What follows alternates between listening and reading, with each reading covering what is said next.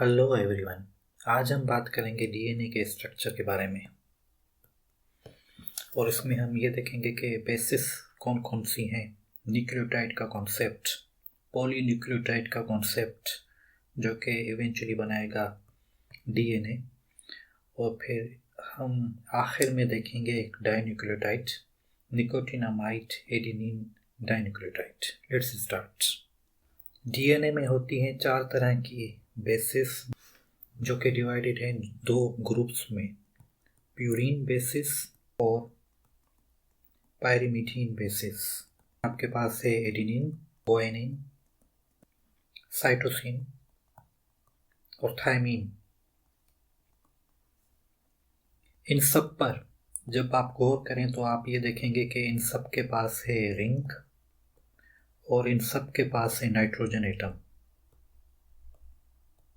They have rings, और ऐसे compounds जिनके पास रिंग हो उन्हें कहते हैं aromatic. They are aromatic compounds. और क्योंकि इनके पास इनकी रिंग में कार्बन एटम के अलावा एक नाइट्रोजन एटम या एक अलग तरह का एटम है, तो इन्हें कहते हैं heterocyclic compounds. Compounds having different या फिर another atom in their carbon ring। और यहाँ पर ये डिफरेंट या कोई और जो एटम है वो है नाइट्रोजन, तो ये कंपाउंड आपका बना हेट्रोसाइक्लिक। जो प्यूरीन बेसिस हैं इनके पास हैं 2 rings. Purine basis have 2 rings, क्योंकि एग्जाम में आपको लिखना पड़ेगा। Pyrimidine basis have single ring। Pyrimidine bases have single ring in their structure। जब ये बेसिस एक दूसरे के आसपास हों तो ये बना सकती हैं हाइड्रोजन बॉन्ड्स, जैसे कि एक एग्जाम्पल में हम देख रहे हैं। Purine and pyrimidine bases can form hydrogen bonds with each other।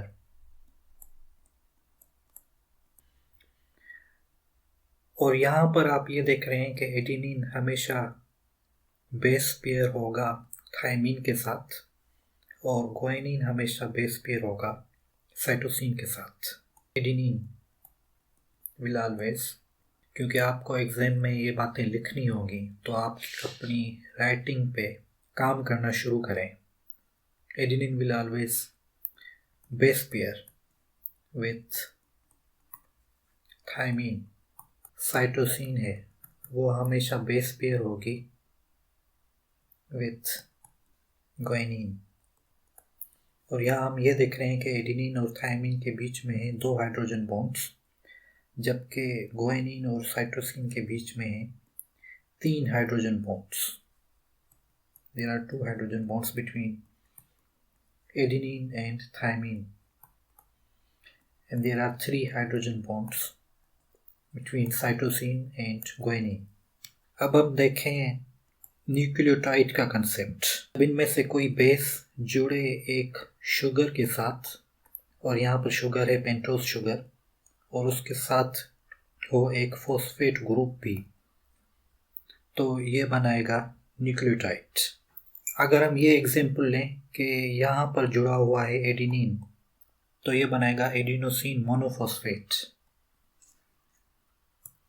अगर हम ये एग्जाम्पल लें कि यहाँ पर जुड़ा हुआ है साइटोसिन, तो ये बनाएगा साइटिडीन मोनोफॉस्फेट। मोनोफॉस्फेट इसलिए क्योंकि यहाँ पर है एक फॉस्फेट ग्रुप। अगर हम ये एग्जाम्पल लें कि यहाँ पर जुड़ा हुआ है गुआनिन, तो ये बनाएगी गुआनोसिन मोनोफॉस्फेट। अगर यहाँ पर जुड़ी हुई है थायमीन बेस, तो ये बनाएगी थायमिडीन मोनोफॉस्फेट। अगर यहाँ पर 2 फॉस्फेट ग्रुप्स हों तो ये बेस बनेगी थायमिडीन डाइफॉस्फेट। और सेम नोमेनक्लेचर यूज़ होगा इन बेसिस के लिए भी, adenine diphosphate, cytidine diphosphate, adenine diphosphate. अगर बेस के साथ जुड़े हुए हों 3 फॉस्फेट ग्रुप्स तो ये बनाएंगे ट्राइफॉस्फेट। मिसाल के तौर पर adenosine triphosphate, cytidine triphosphate, guanosine triphosphate, thymidine triphosphate. Example लें, एडिनोसिन ट्राइफॉस्फेट, यहाँ पर है 3 फॉस्फेट ग्रुप्स और बेस है एडिनिन, तो ये नोमेनक्लेचर बना एडिनिन ट्राइफॉस्फेट। इसे शॉर्ट फॉर्म में लिखेंगे ATP। इसका काम यह है कि इट प्रोवाइड्स एनर्जी। मिसाल के तौर पर आपके मसल्स में है एक्टिन और myosin proteins, they use ATP as source of energy. अब ये न्यूक्लियोटाइड्स एक दूसरे के साथ जुड़ते हैं तो ये बनाते हैं पॉलीन्यूक्लियोटाइड्स। अब हम आ गए हैं पॉलीन्यूक्लियोटाइड के कॉन्सेप्ट पर। मिसाल के तौर पर यहाँ पर हैं 3, लेकिन अगर यहाँ पर बहुत ज़्यादा हो तो ये बनाएंगे पॉलीन्यूक्लियोटाइड। मतलब हम ये लिख सकते हैं कि when many nucleotides combine together they form polynucleotides। यहाँ पर आप ये देखें कि एक फॉस्फेट ग्रुप लिंक किए हुए है, जोड़े हुए है 2 न्यूक्लियोटाइड्स को, या फिर 2 शुगर्स को। Phosphate group joins together 2 nucleotides. किस तरह से? By 3,5 phosphodiester bond. और ये कॉन्सेप्ट समझना बिल्कुल आसान है कि फॉस्फेट ग्रुप जोड़ा हुआ है कार्बन 3 और कार्बन 5 की अल्कोहल के साथ, क्योंकि शुगर्स में होती है alcohols. Phosphate group is joint with alcohol of sugars. Phosphate group sugars की अल्कोहल के साथ जुड़ा हुआ है। क्योंकि यहाँ पर अल्कोहल है 8 पोजीशन 3 और 8 पोजीशन 5, तो इसे कहेंगे फॉस्फोडाइस्टर बॉन्ड। और अगर हम रिवाइज करें, हम ये कह चुके हैं कि जब एसिड जुड़े अल्कोहल के साथ तो ये बनाएगा ईस्टर, और जो बॉन्ड बनेगी वो होगी ईस्टर बॉन्ड। इस केस में भी जो फॉस्फेट जुड़ा हुआ है वो जुड़ा हुआ है शुगर की अल्कोहल के साथ और बॉन्ड बना रहा है 3,5 फॉस्फोडाइस्टर बॉन्ड, क्योंकि 2 बॉन्ड्स बन रही हैं। If you have 2 polynucleotide chains, अगर आपके पास 2 पॉलीन्यूक्लियोटाइड चेन्स हो और ये दोनों बेस पेयर्ड हो एक दूसरे के साथ, both base paired with each other, और इनमें जो शुगर हो वो हो डीऑक्सी राइबोस। आपके पास 2 पॉलीन्यूक्लियोटाइड चेन्स हैं और दोनों एक दूसरे के साथ बेस पेयर्ड हो और उनमें जो शुगर हो वो हो डीऑक्सी राइबोस शुगर, तो ये बनेगा आपका डीऑक्सी राइबो न्यूक्लिक एसिड। मिसाल के तौर पर आपके पास हैं 2 पॉलीन्यूक्लियोटाइड चेन्स और ये बेस पेयर्ड हैं एक दूसरे के साथ। और बेस पेयरिंग किस तरह से? बेस पेयरिंग इस तरह से, और इनके पास शुगर है डीऑक्सी राइबोस शुगर। फ़र्क ये देख लें आप कि डीऑक्सी राइबोस शुगर पर एक ऑक्सीजन कम है as compare to ribose sugar 8 carbon 2। Deoxyribose sugar has 1 less oxygen atom as compare to ribose sugar 8 position 2। Carbon 2 पर ऑक्सीजन एटम है कम डीऑक्सी राइबोस शुगर के पास। ये है डाइन्यूक्लियोटाइड। अगर हम इसे सेपरेट देखें तो 1 और 2 निकोटिनामाइड एडिनिन डाइन्यूक्लियोटाइड। बेसिकली यहाँ पर समझने की बात यह है कि यहाँ पर है आपके पास एडिनिन राइबोस के साथ अटैच्ड। ये है आपका निकोटिनामाइड, इसे शॉर्ट फॉर्म में लिखते हैं NAD, और इसका काम है ऑक्सीडेशन रिडक्शन। ये हम आगे पढ़ेंगे जब हम पढ़ेंगे एंजाइम्स के बारे में। ये हो सकता है ऑक्सीडाइज्ड या फिर ये हो सकता है रिड्यूस्ड। ये हाइड्रोजन एटम्स गिव अप कर सकता है या फिर ये हाइड्रोजन एटम्स ले सकता है। तो ये थी डिस्कशन बेसिस ऑफ डीएनए के बारे में। जैसे हम जल्दी से रिवाइज कर लें कि प्यूरिन बेसिस में आपके पास है एडेनिन गुआनिन, पैरामिडीन बेसिस में आपके पास है साइटोसिन और थायमीन। इनके पास है रिंग्स, तो इन्हें हम कहेंगे एरोमेटिक। प्यूरिन बेसिस के पास हैं डबल रिंग्स, प्यूरिन बेसिस है double rings, 2 rings. Pyrimidine basis के पास है 1 रिंग। क्योंकि इनकी कार्बन रिंग में नाइट्रोजन एटम है, एक मुख्तलिफ एटम है, तो इसे हम कहेंगे हेट्रोसाइक्लिक कंपाउंड। ऐसे कंपाउंड्स जिनकी कार्बन रिंग में कोई और मुख्तलिफ एटम हो, यहाँ पर है नाइट्रोजन। जब ये बेसिस एक दूसरे के आसपास हों तो ये बना सकती हैं हाइड्रोजन बॉन्ड्स, और हम ये कहेंगे कि purine and pyrimidine basis can form hydrogen bonds with each other.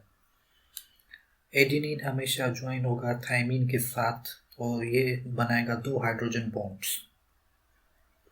Guanine हमेशा ज्वाइन होगा साइटोसिन के साथ और ये बनाएगा 3 हाइड्रोजन बॉन्ड्स। जब इनमें से कोई बेस जुड़े एक शुगर के साथ और उसके साथ फिर जुड़ा हुआ एक फॉस्फेट ग्रुप भी, तो ये बनाएगा न्यूक्लियोटाइड। अगर हम ये मिसाल लें कि यहाँ पर है एडेनिन, तो ये बनेगा एडिनोसिन मोनोफॉस्फेट, और फॉस्फेट ग्रुप का नंबर ये तय करेगा कि नॉमेनक्लेचर क्या है।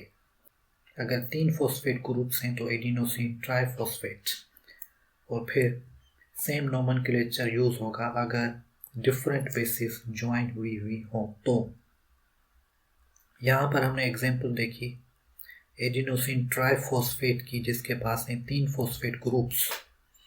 इसका काम कि ये एनर्जी प्रोवाइड करता है। हमने एक मिसाल देखी मसल सेल्स में एक्टिन और मायोसिन प्रोटीन्स एटीपी यूज करते हैं एनर्जी के सोर्स के तौर पर।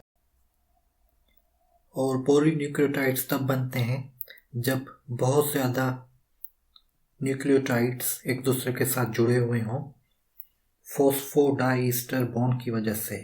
फॉस्फेट ग्रुप ज्वाइन हो रहा है शुगर की अल्कोहल के साथ। एट पोजीशन 3 और पोजीशन 5 बॉन्ड है 3,5 फॉस्फोडाइस्टर बॉन्ड।